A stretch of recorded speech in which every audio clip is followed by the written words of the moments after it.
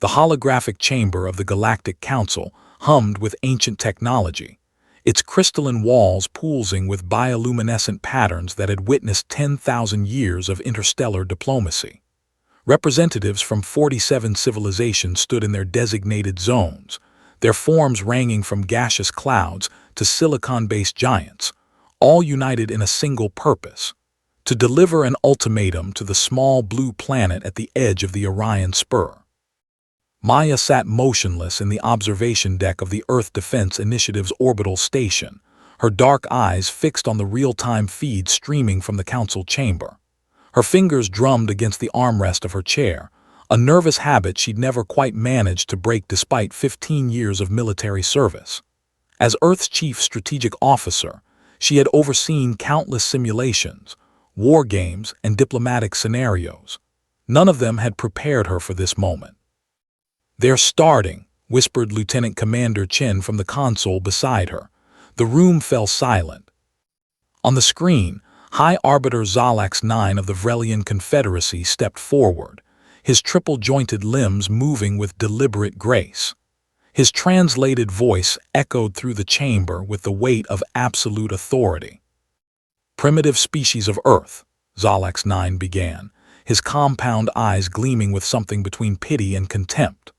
"For 2 centuries, we have observed your reckless expansion into the cosmic neighborhood. You have ignored 17 official warnings, violated the Quasari Treaty of Stellar Development, and most egregiously, your unregulated quantum experiments have begun to destabilize the fabric of local spacetime." Maya's jaw tightened. She knew this speech by heart. They'd intercepted preliminary drafts weeks ago. What bothered her wasn't the accusations, most of which held grains of truth. It was the tone, the absolute certainty that humanity would simply comply. "Therefore," Zalax 9 continued, "the Galactic Council hereby demands the immediate cessation of all human activity beyond your home system. Your faster-than-light vessels will be decommissioned. Your colony worlds will be evacuated and placed under Council administration. You have 72 of your Earth hours to comply. Failure to do so will result in the complete sterilization of your species." The chamber erupted in what passed for applause among the assembled civilizations, a cacophony of clicks, electromagnetic pulses, and harmonic vibrations. Maya stood abruptly, her chair scraping against the metal floor. "Get me Director William, now." 3 decks below, in the station's primary command center, Director William Graves stood before a 3-dimensional tactical display that would have seemed like magic to any human born before the year 2200. At 53, he was considered young for his position, but the silver threading through his dark hair suggested someone who'd aged rapidly under pressure. His fingers moved through holographic controls with practiced efficiency as he monitored the positions of Earth's defensive fleet, all 12,000 ships, hidden in the shadows of asteroids and the blind spots of Lagrange points throughout the solar system. "Maya's calling," announced the ship's AI, its voice a calm contralto that seemed designed to prevent panic. "Put her through." Maya's face materialized beside him, her expression grim. "They've made their move. 72 hours. William nodded slowly. "Good, that's actually more time than we expected." He expanded a section of the display, revealing the Council's flagship, a vessel called the Eternal Consensus, a structure so massive it had its own gravitational field. "Is the package ready?" "William, are you absolutely certain about this? Once we cross this line—" "They crossed it first," William interrupted, his voice harder than she'd ever heard it. "The moment they threatened to sterilize 8 billion people. We're not the primitive species they think we are, Maya. Time to prove it." Maya took a breath. In another life, perhaps she and William could have been different people, researchers, teachers, parents even, but the universe had other plans. "The package is ready. Dr. Acaffer confirmed final preparations an hour ago, but William, the ethical implications were considered and accepted by the World Council," William said, though something flickered across his face, doubt perhaps, or the ghost of the idealistic young physicist he'd once been. If we don't act, there won't be an Earth left to have ethics on. 12 light-years away, in a research facility that didn't officially exist, Dr. Chinwe Okafor made the final adjustments to humanity's most terrible achievement. The device before her looked deceptively simple, a metallic sphere no larger than a basketball, its surface covered in quantum processors that made conventional computing look like an abacus. The cascade generator, they called it, though the scientific papers would never be published, and its existence would be denied by every government on Earth. It was based on theoretical physics that had seemed impossible, until a young graduate student named Maya Sharma had published a controversial paper 17 years ago, a paper that had been immediately classified and its author recruited into military research. The principle was elegant in its horror. Every sentient being possessed a unique quantum signature, a pattern of consciousness that existed simultaneously as electrical impulses and quantum probability waves. The cascade generator could identify, target, and collapse those waves, instantly, permanently, across any distance. The weapon didn't destroy matter, it destroyed minds. Dr. Okafor's hands shook as she entered the final command sequence. She thought of her grandmother, who had survived the Lagos disaster of 2189, who had taught her that technology without wisdom was humanity's greatest danger. Would her grandmother understand this moment? Could anyone? Her console beeped.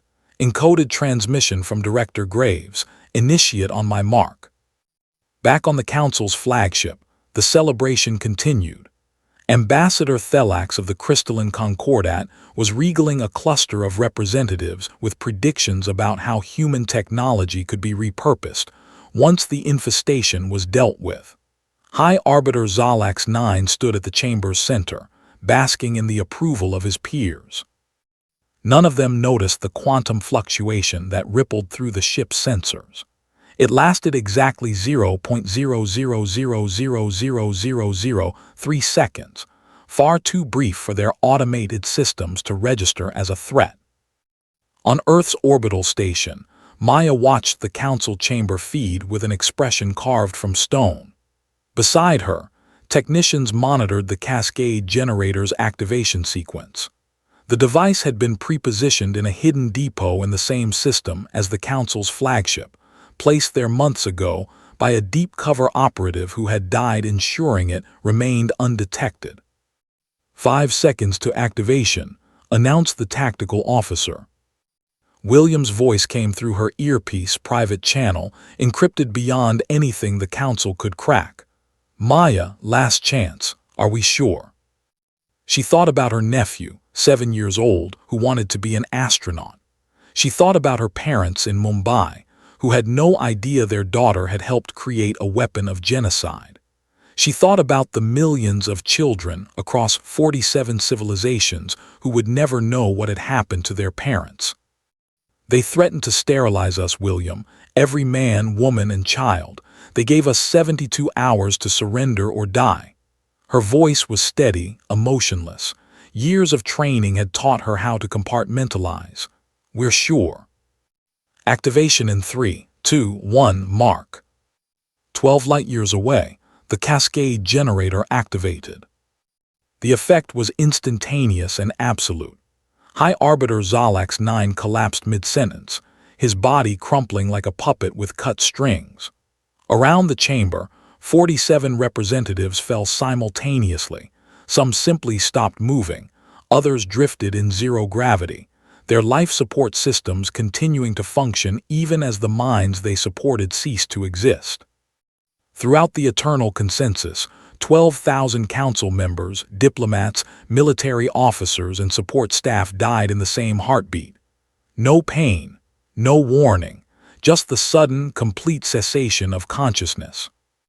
The ship's automated systems detected the catastrophic loss of life within seconds and initiated emergency protocols.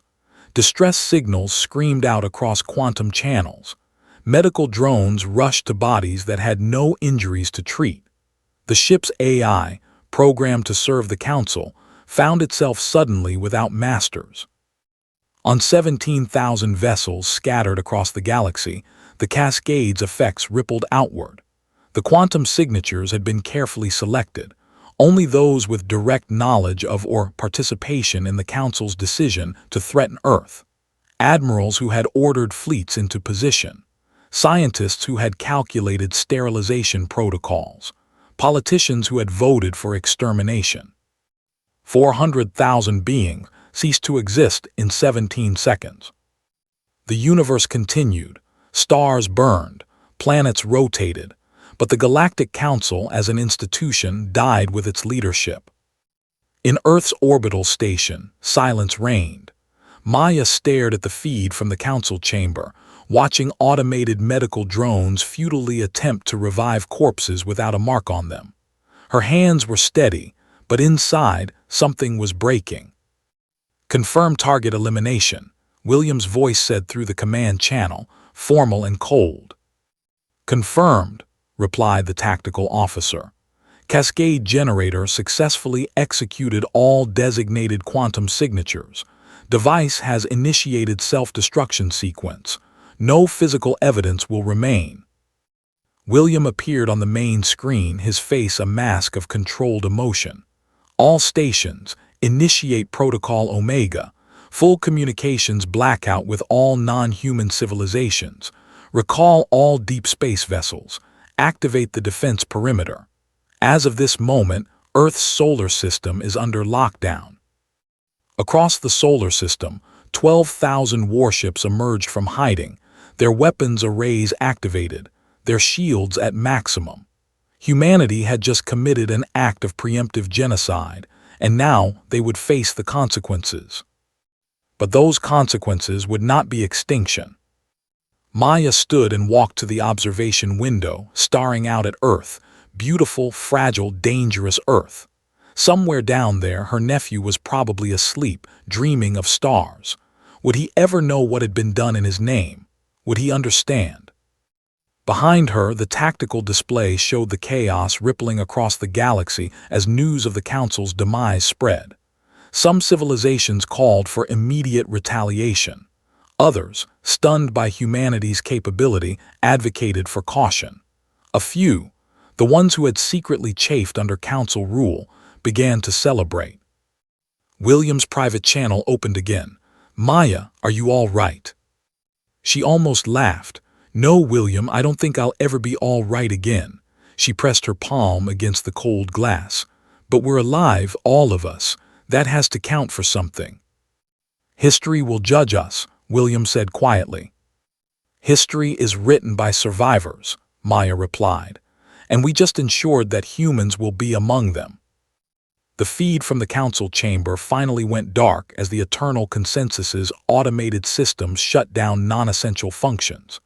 In the silence that followed, Maya allowed herself one moment of grief, not for the Council, but for the person she had been before this day. That Maya had believed in diplomatic solutions, in the fundamental goodness of sentient beings, in a universe where genocide was never the answer. That Maya was gone now, erased as completely as the Council members who had threatened her world. In her place stood someone harder, colder, but alive. And in a universe that had learned to underestimate humanity at its peril, sometimes survival was the only victory that mattered. The Galactic Council had made a fatal error. They had given Earth 72 hours. Humanity had only needed 17 seconds. And